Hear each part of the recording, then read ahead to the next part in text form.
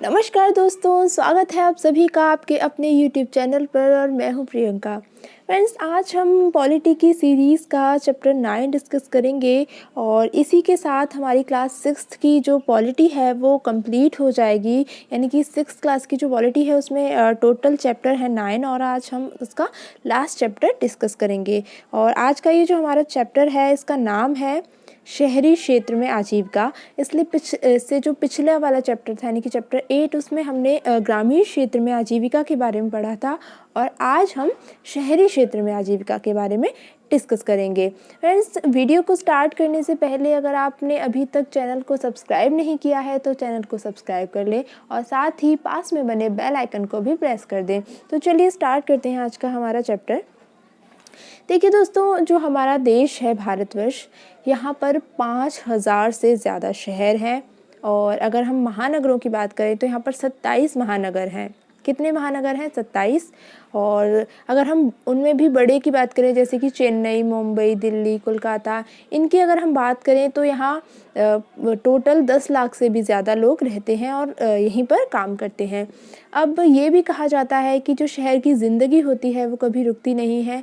तो आज के इस चैप्टर में हम एक शहर के बारे में देखेंगे और वहाँ पर ये भी देखेंगे कि वो लोग क्या काम करते हैं, तो काम में वो क्या नौकरी करते हैं या अपना खुद का कोई बिज़नेस करते हैं और किस तरीके से वो अपना जीवन चलाते हैं।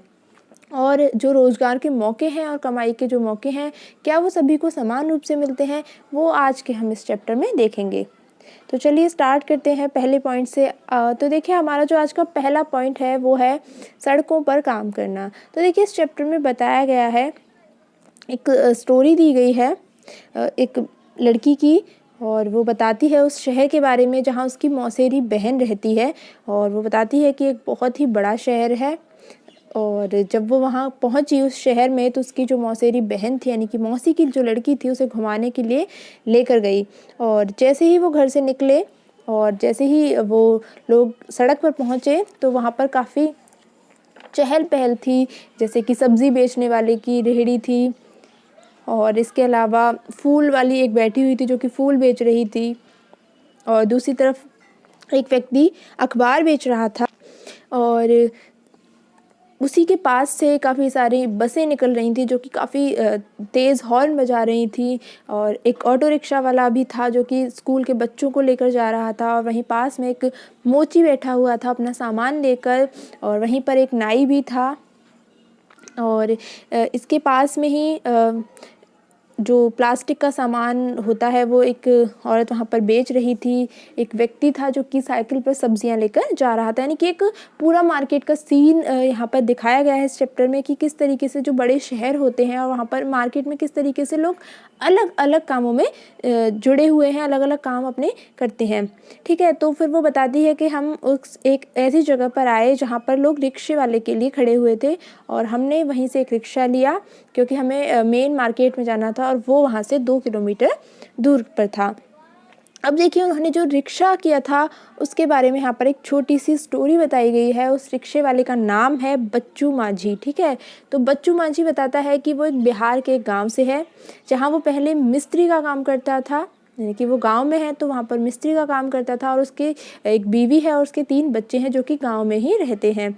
और वो बताता है कि उसके पास ज़मीन नहीं थी और जो मिस्त्रीगिरी का काम होता है वो लगातार नहीं मिलता है और उससे जो कमाई होती थी उससे उसके पूरा परिवार उसके परिवार का अच्छे से गुजर बसर नहीं हो पाती थी। इसलिए उसने शहर आने का निर्णय लिया और शहर पहुंचकर उसने एक रिक्शा खरीदा और उसका जो पैसा था वो किश्तों में चुकाया। और ये काफ़ी पुरानी बात है, यानी काफ़ी साल पहले की वो अपनी स्टोरी बताता है।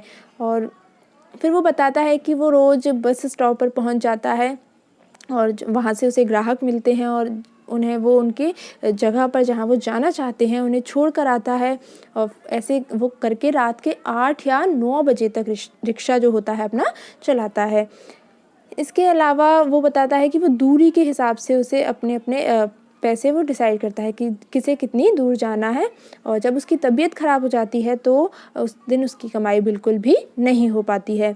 इसके बाद वो अपने रहने के बारे में बताता है कि वो एक अपने दोस्तों के साथ किराए के कमरे में रहता है और बाकी के जो उसके दोस्त हैं वो पास की ही फैक्ट्री में काम करते हैं। वहाँ से उन्हें 80 से 100 रुपये एक्चुअली मिल जाते हैं और जिसमें से 50 या 60 रुपए तो खाने पर ही खर्च कर लेते हैं। तो इस तरीके से उनका जो गुज़र बसर है वो काफ़ी मुश्किल से हो पाता है। तो देखिए जो बच्चू मांझी की हमने यहाँ पर स्टोरी पढ़ी, उसी तरह शहर में कई सारे जो लोग हैं वो सड़कों पर काम करते हैं, चीज़ें बेचते हैं या किसी चीज़ की मरम्मत करते हैं, कोई दूसरी सेवा देते हैं। अब देखिए उनको कोई रोज़गार नहीं मिलता है, इसलिए उन्हें अपना ही काम खुद से ही सँभालना पड़ता है और वे सारी इसकी प्लानिंग करते हैं कि कहाँ पर उन्हें दुकान लगानी है। कई कई बार वो लोग सड़क पर ही दुकान लगा लेते हैं अपने टूटे-फूटे डिब्बों या बक्सों पर फैलाकर इस तरीके से, या तिरपाल चढ़ाकर या प्लास्टिक खंभों पर लगाकर इस तरीके से वो अपनी छोटी-सी दुकान बना लेते हैं। लेकिन कई बार क्या होता है, जो पुलिस होती है वो उन्हें उनकी दुकान हटाने को कह देती है क्योंकि उनके पास सुरक्षा नहीं होती। और कई जगह ऐसी भी हैं जहाँ ये जो ठेले वाले होते हैं इनको घुसने ही नहीं दिया जाता, ठीक है। तो इस तरीके से उनका जो जीवन है वो काफ़ी मुश्किल भरा होता है। और अगर यहाँ पर हम बात करें अहमदाबाद शहर की, तो वहाँ एक सर्वे में पाया गया कि काम करने वालों में से 12% जो लोग थे वो सड़कों पर काम कर रहे थे। और अगर हम बात करें शहरी इलाकों की, तो लगभग 1 करोड़ लोग फुटपाथ पर और ठेलों पर सामान बेचते हैं। तो इस तरीके से काफ़ी बड़ी संख्या है ये। और गलियों और फुटपाथ पर इस काम को यातायात और पैदल चलने वाले लोगों के लिए एक रुकावट की तरह देखा जाता था अब तक। लेकिन कई संस्थाओं के प्रयास से अब इसको सभी के लिए उपयोगी और आजीविका कमाने के अधिकार के रूप में देखा जा रहा है। और सरकार भी उस कानून को बदलने पर विचार कर रही है जिनसे उन पर प्रतिबंध लगा हुआ था। यानी कि वो लोग क्या करते हैं, वो फुटपाथ पर अपनी दुकान लगा देते हैं, तो जिससे जो लोग पैदल चलते हैं उनको परेशानी होती थी। इससे सरकार ने उनको बंद कर रखा है। मतलब कई बार क्योंकि क्या होता है, पुलिस आ जाती है और उन लोगों को वहाँ से हटा देती है। लेकिन अब सरकार उस कानून को बदलने पर विचार कर रही है जिससे उन लोगों पर प्रतिबंध लगा हुआ था। अब देखिए कानून में बदलाव आने से क्या होगा कि उनके पास काम करने की जगह होगी और यातायात और जो लोगों का आवागमन है वो भी सहज रूप से हो पाएगा। अब ऐसा सुझाव है कि जो शहरों में जो कुछ इलाके हैं और जहाँ पर फुटपाथ और ठेलों पर सामान बेचने वाले हैं, उनके लिए वो जगह तय कर दी जाए कि वो लोग इतनी जगह में अपना सामान बेच सकते हैं और उन्हें खुले रूप से वहाँ आने जाने की अनुमति होगी। तो इस तरीके से ऐसा करने से उनको काफ़ी फ़ायदा होगा। अब हम आगे बढ़ते हैं। नेक्स्ट है, जब वो जो जिस बच्ची की यहाँ पर कहानी चल रही है, जब वो बाज़ार में पहुँची तो उसने देखा कि दुकानें खुल चुकी थी और त्योहार के कारण वहाँ पर काफ़ी भीड़ थी और वहाँ पर मिठाई, खिलौने, कपड़े, चप्पल, ये सारी चीज़ें, इन सारी चीज़ों की एक लाइन से काफ़ी बहुत सारी दुकानें थीं। और वहीं एक कोने में दांतों के जो डॉक्टर होते हैं उनका क्लिनिक था और उसकी जो मौसेरी बहन थी उसने वहाँ पर गई और अपने जो दांत उसका जो था वो सारा ट्रीटमेंट वगैरह करवाया। फिर उसके बाद एक कपड़े के शोरूम पर गए वहाँ पर और वहाँ से उन्होंने सिले हुए कपड़े खरीदे। अब आगे बढ़ते हैं। इसके बाद वो जो लड़की थी वो एक बड़ी सी दुकान में गई, वो भी कपड़ों की एक बड़ी सी दुकान थी और जो दुकान के मालिक थे उनका नाम था हरप्रीत और वंदना। उन्होंने वो शोरूम खोला था और वो बताते हैं कि उनके जो शोरूम के लिए माल आता है, यानी कि जो सामान आता है, वो ज़्यादातर मुंबई, अहमदाबाद, लुधियाना और त्रिपुरा से आता है और कुछ सामान दिल्ली के पास के शहरों जैसे गुड़गांव और नोएडा से भी आता है और कुछ कपड़े वो लोग विदेशों से भी मंगवाते हैं। इसके बाद वो बताते हैं कि ये जो शोरूम होता है इसको सही रूप से चलाने के लिए उन्हें कई चीज़ें करनी पड़ती है, जैसे अलग अलग न्यूज़पेपर्स में या टीवी पे या जो थिएटर्स होते हैं या रेडियो पर उन्हें अपने ऐड देने पड़ते हैं, यानी कि विज्ञापन देने होते हैं।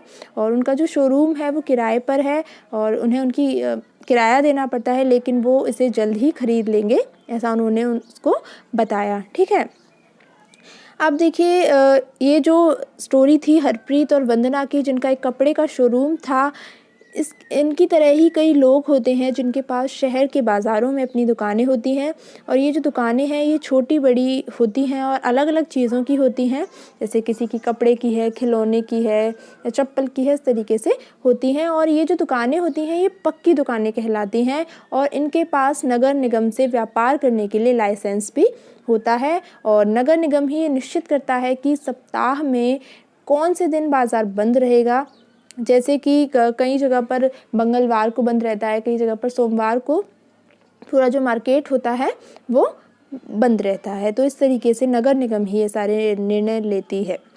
आगे बढ़ते हैं। उसके बाद वो लोग एक फैक्ट्री में गए, क्योंकि वो जो लड़की थी उसे अपने कपड़ों पर जरी का काम करवाना था, जो कि उसे एक ख़ास मौके पर पहननी थी। तो एक लेडी थी या कहीं लड़की थी, उसके पास गए जिसका नाम था निर्मला, और वो एक कपड़े सिलने की फैक्ट्री में काम करती है। ठीक है, तो वहाँ वो लोग बस से पहुँचे और वहाँ पहुँचकर उन्होंने देखा कि जो कपड़े की जो पूरी फैक्ट्री थी वहाँ पर अमेरिका, इंग्लैंड, जर्मनी और नीदरलैंड जैसे देश के लोगों के लिए कपड़े सिले जाते हैं। और जो वहाँ पर काम करने वाले मज़दूर हैं उनको 8 घंटे काम करने के 80 रुपये मिलते हैं और अतिरिक्त 40 रुपये मिलते हैं जब देर तक वो काम करते हैं, यानी कि ओवर टाइम जब वो काम करते हैं तो उनको 40 रुपये एक्स्ट्रा मिलते हैं। और जून के महीने में वहाँ पर काम थोड़ा कम हो जाता है, तो ये जो यहाँ पर टेलर हैं या मज़दूर हैं जो काम करने वाले, उनको वो लोग निकाल देते हैं, यानी कि 3-4 महीने के लिए वर्कर्स को वो लोग छुट्टी दे देते हैं। तो इससे उनको काफ़ी परेशानी होती है, क्योंकि वो 3-4 महीने वो लोग खाली रहते हैं। आगे बढ़ते हैं। नेक्स्ट है यहाँ पर देखिए दफ्तर में, यानी कि वो लोग एक ऑफिस में गए, एक दफ्तर में गए, जहाँ उस लड़की की जो मौसी थी वो मार्केटिंग मैनेजर थी। और वहाँ पर वो पहुँचे और वहाँ पर पहुंचकर उन्होंने देखा कि वो काफ़ी बड़ी बिल्डिंग टाइप की थी और वहाँ पर कार भी थी पार्किंग में।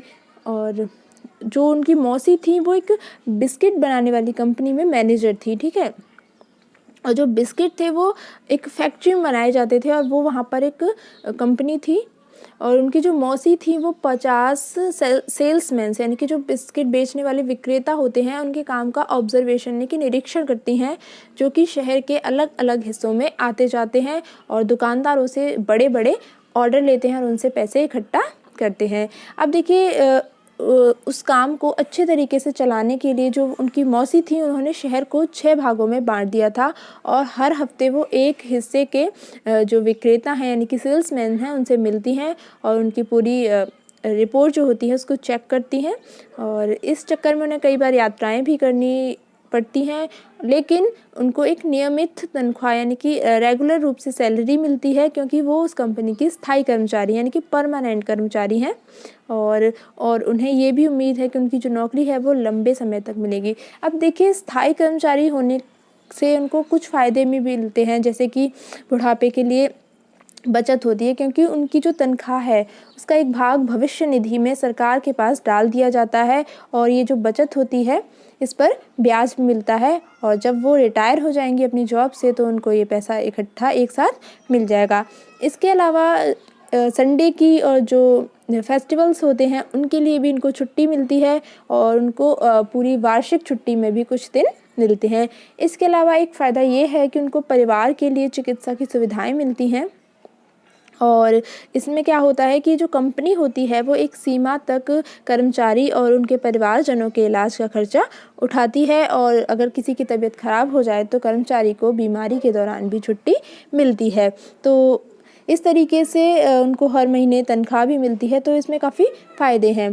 तो लास्ट में यहाँ पर बताया गया है कि जो शहर में लोग होते हैं वो कितनी तरह का काम करते हैं और वो कभी ऐसा भी होता है क्योंकि शहर बहुत बड़ा होता है वो एक दूसरे से मिल नहीं पाते, लेकिन फिर भी उनका जो काम है उन्हें बांधता है और जो शहरी जीवन है उसको बनाए रखता है। तो फ्रेंड्स आज के चैप्टर में इतना ही, मिलेंगे अगले जो क्लास है हमारी 7th क्लास उसकी पॉलिटी के साथ, क्योंकि हमारी जो 6th क्लास की पॉलिटी है वो आज यहीं पर समाप्त होती है। अगर आपको वीडियो पसंद आया हो तो लाइक और शेयर करना ना भूलें। तो फ्रेंड्स आज के लिए बस इतना ही, नेक्स्ट वीडियो में एक नए टॉपिक के साथ, तब तक के लिए thank you so much and good bye.